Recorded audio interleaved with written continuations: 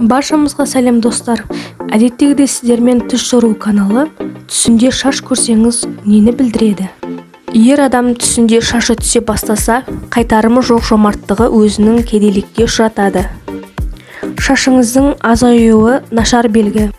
Түсіңізде шашыңыз қара және бұйра болса, махаббат шырмауында қаласыз, ал алтын шаш серігіңіздің батыл және арлы екендігін білдіреді.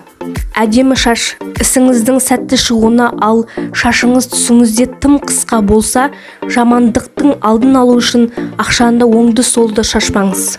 Жұмсақ шаштың сәнді қырқылуы толассыз бақыт. Жиналмаған алба-жұлба шаш бақытсыздық. Шашы ағарған кісілерді көру де жақсылық емес, ал бұндай түсті көрген ғашықтар бақталасқа ие болады. Шаштың түсуі де нашар түстердің бірі.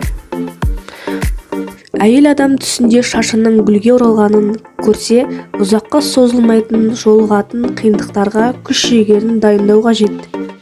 Түс көрген адам түсінде шашы ақ түсіп, беті жас көрінсе, өмірде сәтсіздікке жолығады. Егер сақтық танытпаса, ауру мен өлімге әкелуі мүмкін.